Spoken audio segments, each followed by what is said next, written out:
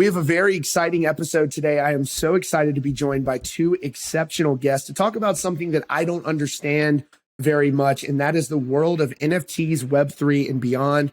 We're going to try to approach the subject in plain language in a way that both I and those of you out there who may not understand this emerging technology fully can sort of digest. My first guest is McKenty. He's the host of the massively popular and influential YouTube channel, The Punk Rock MBA. He's been involved in numerous other endeavors within the music industry and beyond, giving him insight into this topic in particular. He's got his finger on the pulse of these sort of things, and that's why I am so excited to have him here. And my next guest is one of the most successful and beloved bands in the world. Avenged Sevenfold have sold millions of albums worldwide. The band first debuted in 2001. They've released 7 total studio albums with a new record reportedly in the works. Today, the frontman of that band, M Shadows, is here to discuss a new endeavor for his band and their fans. Now, welcome to you both, and thank you both so much for being here. M Shadows, I just want to first, let's jump right into Deathbats Club and what you all are rolling out. This is sort of on the cutting edge for fans and how they can get unique access with your band. Yeah, so NFT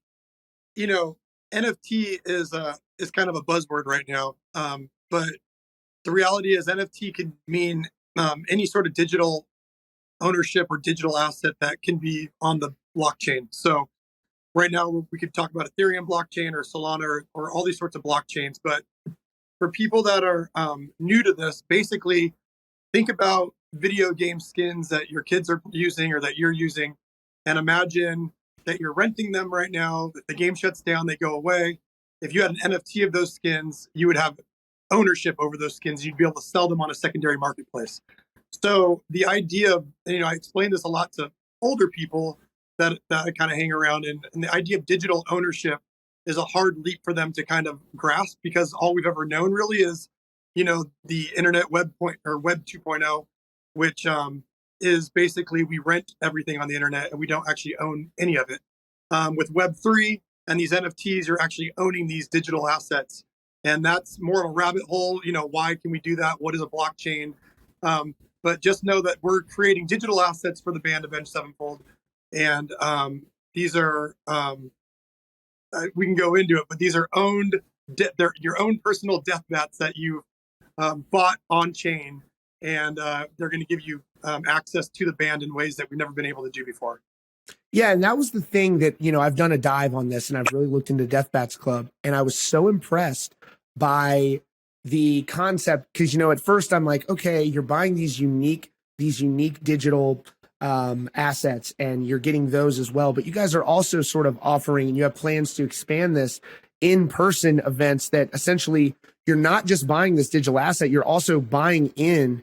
There is a finite number of basically admissions into this fan club. Is that correct? That can be traded, distributed? Yeah, so there's 10,000. Part of having a digital asset is that there's scarcity to them, right? There's not just as many as you want to make. So we capped ours off at 10,000. And basically that little piece of art that you see is really just a fun thing that adds to the element of your one of one, but you're really buying a ticket into a club.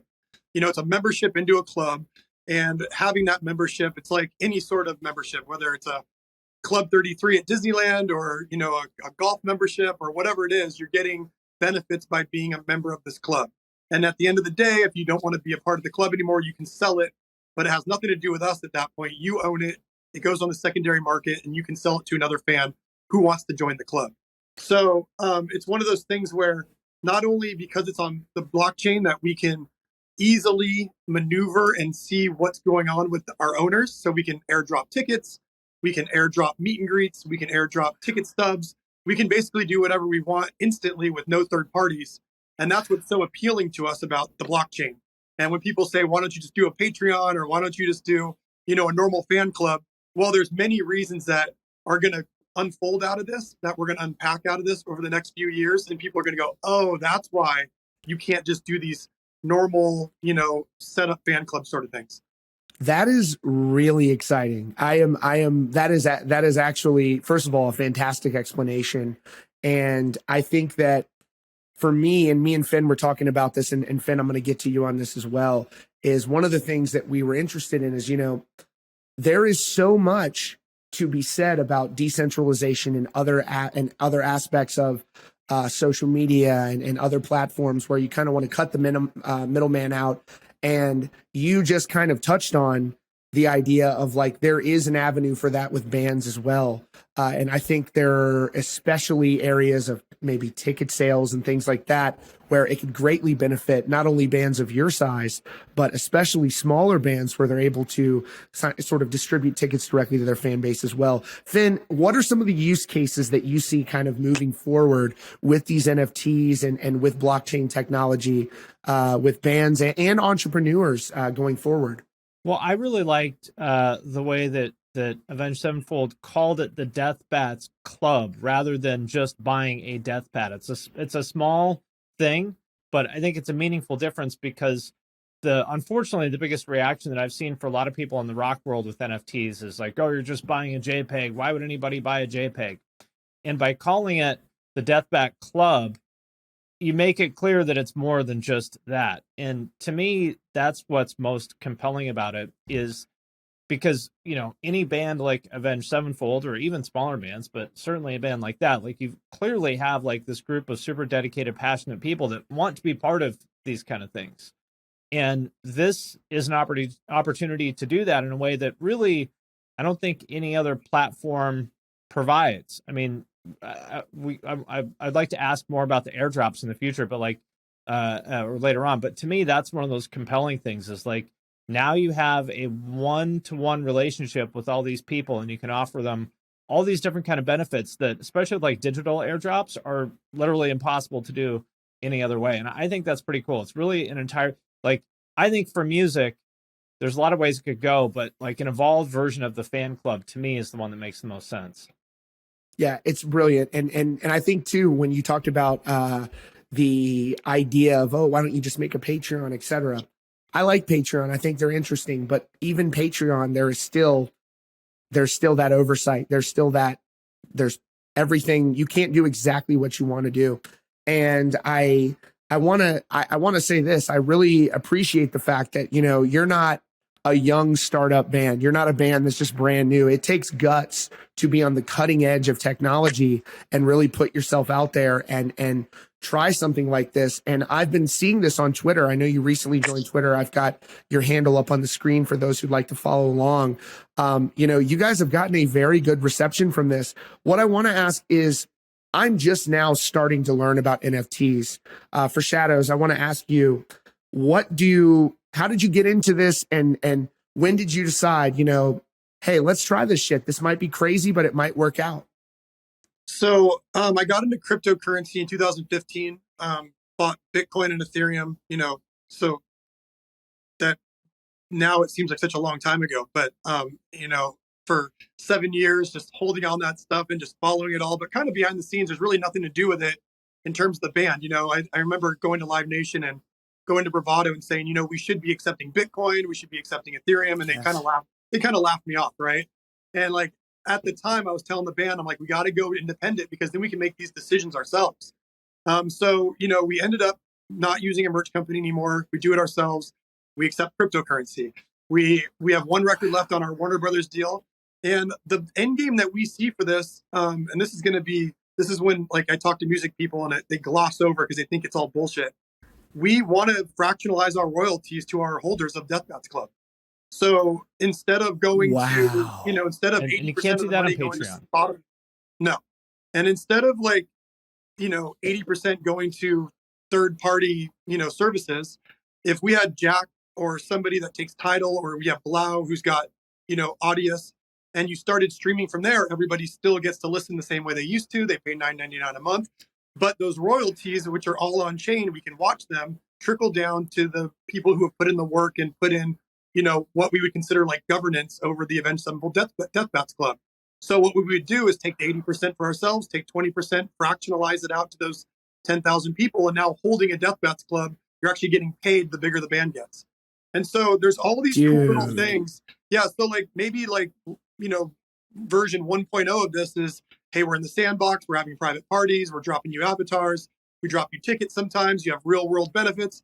But 2.0 looks like hey, we're participating in the revenue streams of the band as they get bigger, and you just can't do that in any other way without blockchain.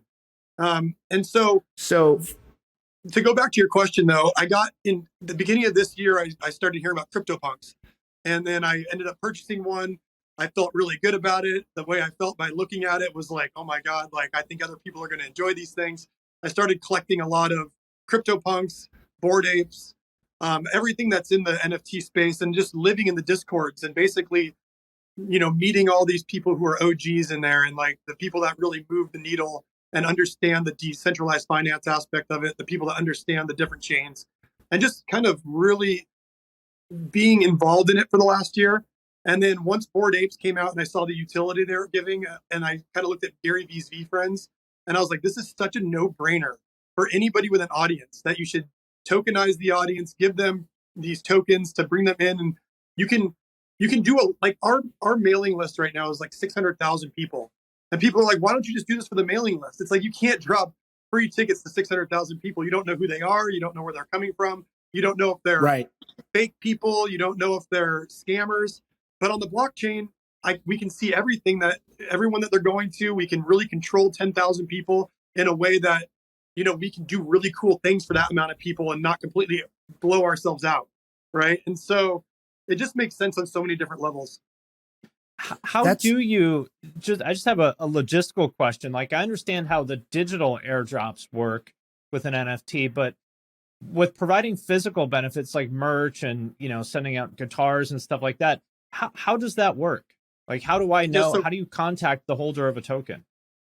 So right now, we have the back end being built out. It's going to roll out in February.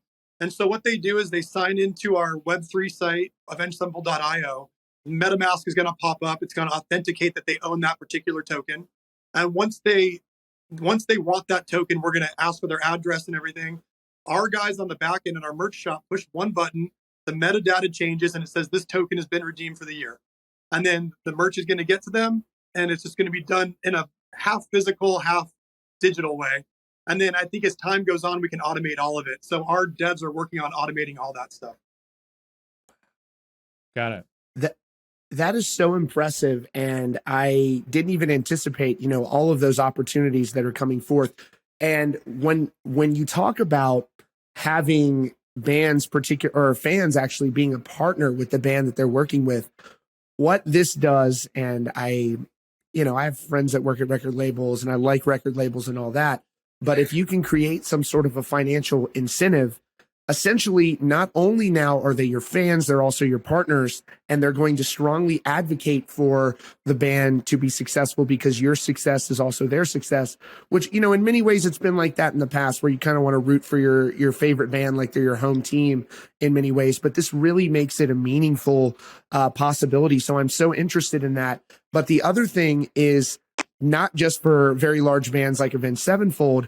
You are essentially forging a new path that could greatly benefit younger upstart artists and bands that need funding, that need some, capital to be able to fund their projects and be able to get in. And if you see a band that you want to invest in, that makes it infinitely interesting. And there's something that's going on right now that I've also noticed is it seems like everybody and their mama is out here selling their audio, their music royalties and everything. And that seems like it's sort of being traded like a stock as well. I don't know if that's something that you're seeing out there. Yeah, I'm seeing a lot of that. I would never personally give up our publishing. To me, it's too personal to me. And I want that to go through our families, but I would much rather have the fans participating than Spotify and not necessarily Spotify. There needs to be a percentage for the product or the what would you call it? It's like the service, right? There's a service there, and that's fine. Sure. But what they take right now is egregious. And if you think about the deals that we all signed with major labels, they had to produce CDs, they had to produce tapes, they had to get them into Best Buy, they had to go to MTV, get you played, they had to go to K-Rock, there's payola, there's all these expenses that don't exist anymore. And they're still charging you the same, we're still giving them the same percentage. I think new bands coming up, this will be the way they crowdfund. Imagine going to Chain Reaction or, some small venue and you see this up and coming band and they're selling NFTs that equal some sort of ownership in the band. And as the band gets bigger, this price will go up in these things because they're promising either future royalties, or they're promising like some sort of governance, like a DAO or something when you choose what kind of merch they get, or building land in the sandbox.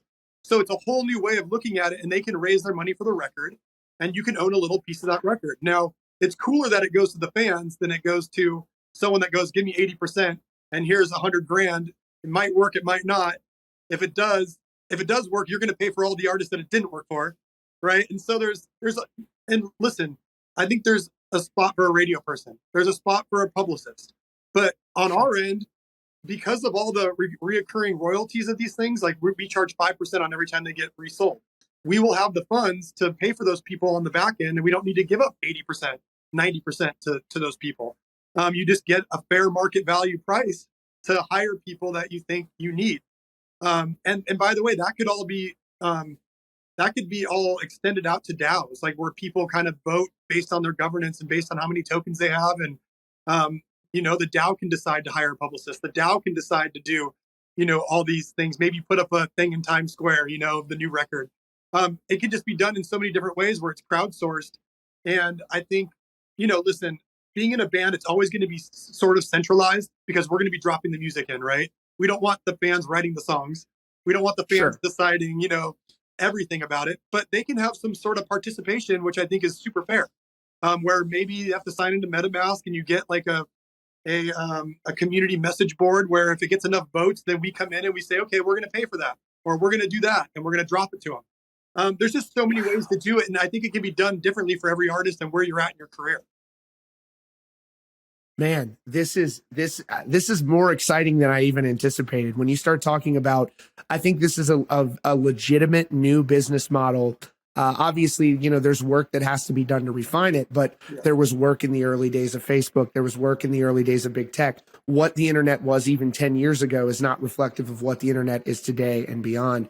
And the decentralization aspect, I have nothing against record labels, but I have noticed and I have observed that basically the return on that relationship with record labels is increasingly declining. I know people who are in large bands, and the amount of money that these record labels may be getting from them is, to me, it doesn't make a lot of sense. I think you're better off having good management and, like you said, maybe a good publicist, but not somebody who's going to take a significant portion of what the band is essentially creating. And I think this is also a very honest business model, because I would much rather have the fans as a partner. I mean, that's how I exist, essentially, in a way, other than having YouTube as the middleman. But, I hope one day that there is some sort of a video platform where it's more just specifically fan driven. And so I want to say, what has the reception been from some of your peers in the music industry? Do you think this is catching on? It's been extremely positive and extremely negative, right? So if you go on our Reddit, for example, it's just all negative. It's like we're scamming all of our fans. We're completely, we need the couple $1 million we're going to pull in. It's, it's like a full on rug. They don't understand it. They think they're paying for a JPEG. And no matter how much you tell them, they're literally going into other bands' Reddits saying how much they appreciate them because Avenged Sevenfold have turned into a bunch of scammers.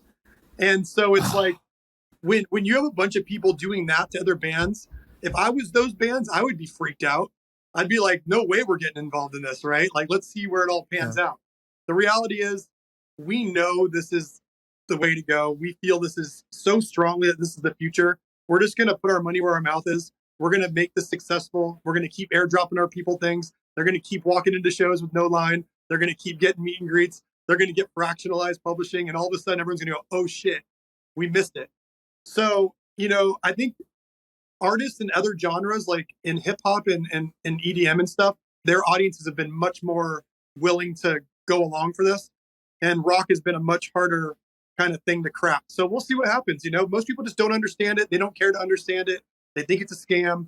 They'd much rather rent stuff on their video games. They'd much rather just say, well, I'm cool with not owning my fan club thing. And so I don't understand that, but what can you do? I've seen the same as that. That was really surprising and disappointing to me, because I primarily listen to tech investor media and follow a lot of rap stuff. And so to me, in that world, in the world of tech investors and hip hop, everybody loves NFTs. And then I tweeted a couple things about it, and everyone was like, "Oh, I'm so disappointed that you're promoting this scam." And I was like, "Oh, yes, of course, as usual, rock fans hate anything new and different, and like they're still into Bandcamp, they're still into downloads, you know, which is like welcome to 2004, guys." So what I would hope that anybody takes away from this conversation, if anything, is like, if you don't want to buy this NFT or any NFT, fine, but at least understand that NFTs are more than just buying a JPEG. They're like a transformative like technology with some very cool applications. If you don't like it, that's fine, but it's not a scam, or at least not all of them are. There are some that are bullshit scams, just like anything else. But sure, you know, when it comes to something BitConnect, like, yes, yeah, exactly, something that, you know, that a reputable band like Avenged Sevenfold is putting out is not a scam. If you don't want to buy it, that's cool, but understand it's not just buying a JPEG. Yeah, that's good. Yeah, go ahead. No, yeah, I was gonna add on to that as well. I think that it is unfortunate that you see a lot of resistance to change, and especially when it's not something that it's like, okay, if you're not really with it, then just keep it moving. It's, you know, in my context, it's the person who says, I hate this. I hate that you're doing a video on this particular subject. Look, check in tomorrow. There'll be a different one. It's like, and I just really respect the fact that you guys are as big as you are and you're taking risk, because what happens a lot of times in rock, and again, I'm not buttering you up here. I genuinely appreciate this. A lot of times in rock, things get very stale and we don't try to push for progress. And that is something, as someone who has started his own business in rock music, I want to see the longevity in this industry. And this seemingly could afford not just larger bands longevity, but also younger bands that really are not going to find a record label that's going to fund them properly. You've got so many people that are just choosing to go into careers and are not, and when now you could potentially have that, from what I'm taking away from this, that kind of direct investment into the band, while also the band isn't having to sort of enter into an agreement that they don't necessarily agree with. Like, you know, Slipknot's deal, I mean, this is public knowledge, was 7 or 8 albums for $500,000 to be split between 9 people. And they're still in that deal. They've done interviews about this. And I'm not just here to speak for them, but like, to me, that doesn't seem very fair. And so I think that you can create more of an equitable situation for the fans and the artists by giving them that direct representation. Dude, so you're saying that it's possible that fans could be actually helping even design the merchandise? Well, yeah. So it just depends on how far you want to take it, right? So me and Brian are investors in a couple crypto hedge funds. And so what I do is, like, their whole job is to see what's going on in the landscape, right? And to invest in these things, startups, they bootstrap them, et cetera, et cetera. So I get on a call with them every couple of weeks and I go, hey, what do you think about a DAO for our band? Or what do you think about, like, how does that work when there is a centralized sort of thing happening? And one thing that we've talked about is that you can kind of just do whatever you want, right? You can have these governance coins, and you can distribute a coin that maybe that you can convert into Ethereum, or you can buy in the shop. Or I think Megadeth did a coin recently. I don't know how theirs is set up, but there's all these things you can do, and governance is one of them, right? This DAO, this idea that people can have control over. Maybe it's the merch on the club side, or maybe it's the merch on a certain tour, or maybe it's voting on certain set list things, or maybe it's, you know, it could be anything. But it really just comes down to the band and what they want to give up and how valuable they want to make those tokens. Like, if you're a fan of Metallica and Metallica's, you know, giving up 5% of the royalties, or, you know, whatever it is, and you get into the snake pit every time you want to go to a show, and you have these weekly giveaways where you get to meet James maybe once a year, or I mean, there's just so many things you can do. It's just mind-boggling that, you know, that we can do this now with the blockchain, and every band's, I think, model is going to look different, right? And that's what I think is so cool about it. There's not one size fits all. Yeah, I love that, and I agree entirely. And you mentioned something. You mentioned the fact that certain bands are launching their own coins and everything. I very much prefer the way that you guys are doing it, because one question I have, and Finn, if you want to jump in on this, is, you know, when somebody launches their own coin, there are always fans of any band that maybe get a little bit overzealous and maybe sometimes believe a little too much in the band. And my question is, you know, what could happen with a band that's specifically launching their own coin, where my concern is this, and I'm all for entrepreneurship, and I'm all for bands making as much money as they can, and I support that 1,000%. My question is, if you're just launching a coin, Finn, what happens if you have a fan that jumps in and puts their life savings into it and then loses their ass? How does that kind of, and then they're like, hey, I lost everything on your coin. And the band is like, okay. You know, I mean, that creates sort of a difficult situation. The same and I don't things really if know. they paid $50,000 for, first pressing of some old record, Sure. To me, it's like, it's their responsibility to decide whether it's worth it or not. But I think it is a good question of like, how much blowback will the bands get for things like that happen? Yeah. So which is completely different than what you're doing. Yeah, so sorry, go ahead. So what we did is, we took our time with our launch, and one thing that we did is not only did we make tutorial videos of how to get these things and how to get Ethereum, because that's like the hardest thing to do, right? Because the banks are really cracking down. The UX is still so shitty. What's that? Yeah, the UX is still so shitty because it's so early. and the banks don't like it, and then certain credit cards are shutting it down now, and MoonPay works half the time. Yeah, amazing. Yeah, Go figure. So like what we did over and over and over is in the Discord, we had bots that were saying, don't buy these if you can't afford it. Also, only buy one if you're going to get one, because you only need one. It's going to give you all the same benefits. Don't go for like the super rare this or that. If you don't have the money to play in that world, just get one and you're going to be fine. If you're going to speculate on things, you won't be rewarded. Like, so one thing we told our audience was that if you buy a ton of these things, we're not going to reward you because you own a ton of them, right? Like owning one Deathbat with the worst traits is going to be just as good as owning, one that is gold with a crown and like is more of a flex. You're going to be a part of the club and you're still going to get all the same benefits. So I think it's important that you just are very like upfront with everybody in the beginning so that they don't feel like they got, ripped off or that somebody that's got more money is getting an advantage over them. Shouldn't be. And like I get messages from like crypto scam pages all the time where it's like, because again, there's a lot of like you said, there are scams in crypto. This is not a scam.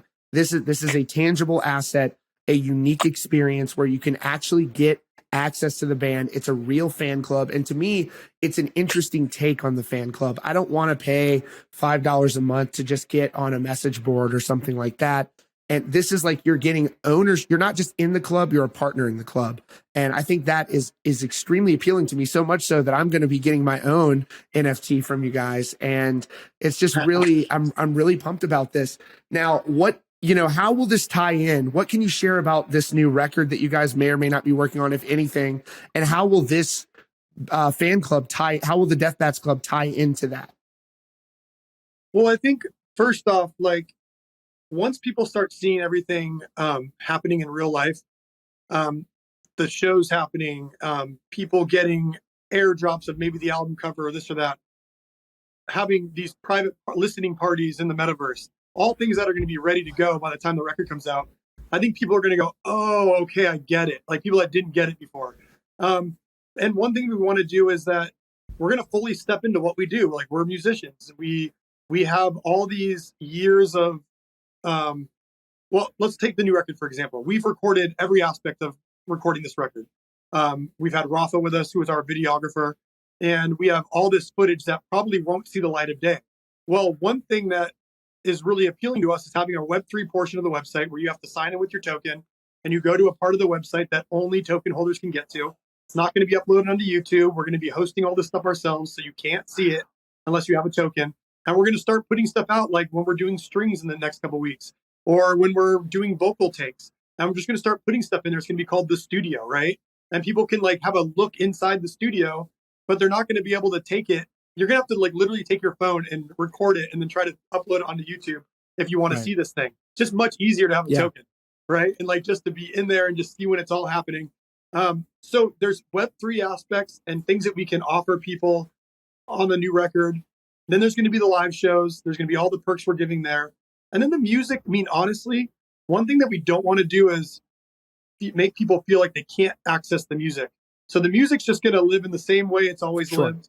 After this record, we have big plans, like I said, about doing blockchain only streaming services, blockchain, fractionalized publishing, that sort of stuff is what we're going to be looking into. But for this record, it's going to come out like always, and then people are just going to have little perks around it. Yeah, and you mentioned there's going to be strings on there, if I heard that correctly, which would be sick. This is all so exciting to me. Where do you think, I asked Finn this earlier, where do you think, particularly, so I talked to a friend of mine who's in a band, and he was saying, Avenged Sevenfold, right now, this seems pretty useful to, larger bands and helpful. How do you think in the future, smaller artists that are, may, be signed to a label and things like that, but how do you think, and maybe it's you guys leading the way, how do you think that they can make this work for them at their level? I think new artists coming up, they're going to be watching a lot of the people that, this is what I equate it to. A lot of the people that grew up listening to us are DJs now. Like the people that I meet that are successful musicians didn't become rock musicians. They're like Marshmello is a huge Avenged Sevenfold fan, and all these guys that I meet that are in this other world, they grew up going to Avenged Sevenfold shows or Metallica shows. And the way that they're doing business, they're doing stuff like this. They're not signing to labels. They're doing one-off deals, publishing deals. They're making they're making their own world for themselves. We didn't do that, right? We went and did the whole, major label bidding war. And then they're great people, but it was just a different world. I think the younger kids coming up are going to be looking up to those artists, and people like my kids, right? They're playing as Marshmello in Fortnite. They're listening to Lil Uzi Vert. Yeah. They're listening to all these different things, and they're watching what these people are doing. And I think artists are going to use a tokenized system to create these fan clubs that are going to fund them, and then the audience is going to own part of the artist, and they're going to have this one-on-one relationship. And I think once that works a couple times, the whole label concept is going to be out the window, because there's going to be no reason to go there and give up everything for a small paycheck when you could just do that by fundraising with your audience, and the audience gets something. It's not like a GoFundMe where it's like, oh, we put your name in the booklet, or oh, we do it. It's like, no, they own a part of it's. How enticing does the artist want to make it? And you can make these things very enticing. It's very easy when you own everything, right? It's a lot harder when you only own 20%, and then you have to fractionalize that out. Well, if you own 100%, then it's a lot easier to give the audience a lot more. And so I think the young artists coming up, the young fans coming up, the young kids, I watch my kids, they're already waiting for NFTs to be into video games, because they want to play pay to earn. They want to own the skins. They want to buy the land and build out their own, economics and their own, I would say how does the gun fire? Sure. What gun are we using? What's the level look like? These are all coming down the line. I've seen the decks, and this is what our kids are going to grow up doing. And it's going to be a completely different mindset from what we're used to. And that's exciting to me. So I think young bands have it good coming up. Yes. And it is so exciting. And again, people like your band being on the front lines of this makes an impact, and it gets people's attention, and it gets people paying attention to this. And the thing about it is, going back to some of the fans that, I'm a lot of people that will watch this will approach this with an open mind, but there will be others who will not. And the thing that I will say is, look at the industry even 10 years ago, very different. Things are going to change no matter what. And for rock music's longevity, we need to for once get in early on stuff. And I really appreciate you and your band doing that. Finn, what is some of the reception? You've talked about this sort of stuff a lot on your channel. What is some of the reception that you've gotten from people when it comes to sort of the current state of rock music and that entire angle as well? Well, I think unfortunately rock is kind of a traditionalist culture at this point. They want things to be like it was in the 80s or 90s or whatever, and they don't really want things to change too much. So I'm not hopeful that this will really go anywhere in rock, to be honest, but it's like you said, the world of alternative music in general is changing. Like Lil Uzi Vert is an alternative artist. You know what I mean? Like people in rock think of him as a rapper. I mean, he sort of is, but he's as much an alternative artist as anything else. And so there's going to be cool artists and cool kids doing cool shit, whether it happens under the banner of Rock or not, doesn't matter Right. to me. I think, unfortunately, Rock is just too traditionalist at this point. I mean, maybe it'll change, but I'm not hopeful. But that's okay, as long as the cool artists that want to do cool shit have an audience, then I'm happy, and I think, and I know that they will. And so when this went live, like for instance, is there any way, how many, because I want to get one of these NFTs, are they sold out yet? Do I need to get them secondhand from someone? How would I go about doing that today? So right now there's about 15% of them are left. We've sold like about 8,500. Wow. And they're selling about 200 to 300 a day. So they'll be sold out in a week or two. And then at that point, it will all go to the secondary market. And what's been so good about our community is we did everything that we could do so that people couldn't come back and say, this is, a money grab. This is, you're letting NFT whales in. We literally made a whitelist to where you could only grab one. And then after that, you could only grab 3 on this, afterwards, after the whitelist was done. And what we found out was a lot of people signed up their MetaMask. We had 9,000 people sign up on MetaMask, but 95% of them didn't have any crypto in it. So it's just new people that didn't understand that you actually need to have crypto, or maybe they got blocked by the bank and they just gave up on it. But one thing that we did is we made sure that this did not go to whales. These are fans that have them. We're limiting them so that at the end of the day, you're going to have a good 6 months where you can get in this club for under $200. Yep. And then at that point, I'm sure it's going to get higher. But I know that in our hearts, we did everything we could to get as many fans onboarded in like a nice way that wasn't like, these things went, they 10x'd in a week. Too bad, you're screwed. So Why did you guys go with Ethereum instead of Solana or another protocol? And would you do that again if you had it to do over? Yeah, because so Ethereum is something that I've obviously been invested in a long time. And I feel like I've bought NFTs on, and there's a bunch of answers to this. I've bought NFTs on Cardano. I've bought them on Solana. I've bought them on, on Wax. I've bought them on all these other platforms. Ethereum has the blue chip NFTs at this point. The things that I collect, the art blocks, the punks, the apes. And I understand that there's many benefits to getting a Solana wallet, and it's much cheaper.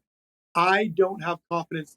I want to make sure that whatever I put our fans into is a chain that is going to be around forever.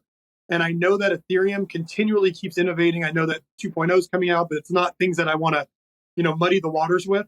I believe Ethereum is here for the long run, and I don't want to put our whole fan club or our whole community onto a chain that is so new and so figuring themselves out in the NFT space that I just don't have confidence that it will be here. So I told everybody, I said, listen, you're going to pay more in gas. It's going to be more to transact. I understand that, but you're paying for stability. And you're going to be with the other blue chips. You're going to understand how this ecosystem works. And to me, we felt like that was a better option than going with a new chain that's much cheaper and maybe more efficient until it gets crowded and they get all the same sort of problems. So for us, that's why we chose Ethereum. Makes sense. I love that. And I just do want to point out, you talked about kind of how you guys have really worked hard to kind of really make sure it goes to the fans. That's how I just want to give you props for this. I arranged this interview directly with you on Twitter because I saw your Twitter's blowing up and it's a whole bunch of fans that have gotten these NFTs and they've got them on their profile pictures. And you can tell that there are so many Avenged Sevenfold fans that are hyped out there that have gotten their NFTs and are out there. Now they're like, they really are representing it and they're pushing it on their own, and it's kind of getting its own life behind it as well. And I'm sort of a big proponent. When I saw it, I didn't really understand it, but I'm like, I want to understand this more. And I've talked to Finn so much about these sort of things. It really does seem like it's on the cusp of starting to catch on. And there were people who went on the record in the late 90s that said the internet is a fad. And time again, we've had these people that have said, this is going nowhere. This isn't useful. I myself, early on in Bitcoin, I didn't understand it. I have invested in Bitcoin. I have made a lot of money on Bitcoin. I can at any second turn it into cash. I have turned some of it into cash. So this is all just so exciting to me. And I'm going to be essentially, I'm going to purchase an NFT myself. You have sold me on this. This is so exciting. They're obviously going to be sold out in a week. So for those of you who are interested in this, you need to get on this fast. I've linked to it in the description because probably by the time this interview goes up in the next couple of days, there will hardly be any. And you want to lock yourself into this fan club. I know that I do. M Shadows and Finn, I just want to thank you both for being here and really helping me gain a knowledge. I am so excited about this, and I'm really pumped about this. And I just want to thank you both so much for being here. Thanks for having us.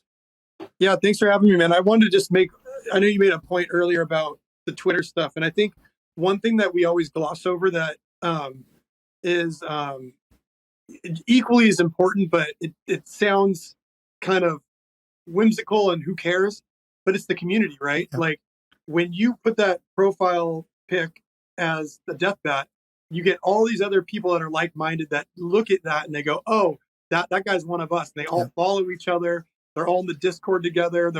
We're actually building an app to where you can opt in with your Deathbat. It will read that you have the Deathbat on your phone. And then people at certain shows will be able to actually meet up with each other at bars or at places. And so it's something that we can track the Deathbats on, right? So if you want to opt in or opt out, but it's going to be a decentralized app. We're going to build it off of like the BitClout kind of servers. And I think it's going to be a cool thing that like, that's the new age of fan clubs. Like, hey, where are these other people? Just pull them up and then, hey, they're at this local bar. Let's all go there and meet up before the show or this or that. So I think it's almost like a calling card, right? It seems crazy, but the new age, like the new kids are like, hey man, I want that as my profile pic. Because just like Bored Apes, right? We all see the Bored Ape people. We all know they're all a part of the crew. And it's just it's a cool thing. And I think it's something that we don't talk about much, but it's very fun. The sense of community is very cool. And in today's internet, if you can build a positive sense of community among people, that is a great thing. This is bringing people together, like-minded individuals together, and then in a decentralized way. And personally, I would prefer to just delete all of my other social media apps and just be on there with Avenged Sevenfold fans any day of the week and just avoid the other bullshit that's out there on the internet. And that would be wonderful. But again, M Shadows, I want to shout you out. You're in a massive band. You just came on here on a whim and did this. And I am tremendously grateful. That says a lot about you. And I am so thankful to you both for joining us today. So thank you both. Thank you, man. Appreciate it. That's your latest update from Rockfeed. Be sure to click the subscribe button and the notification bell so you don't miss out on future stories. Check out the recommended videos on your screen and visit rockfeed.net for more.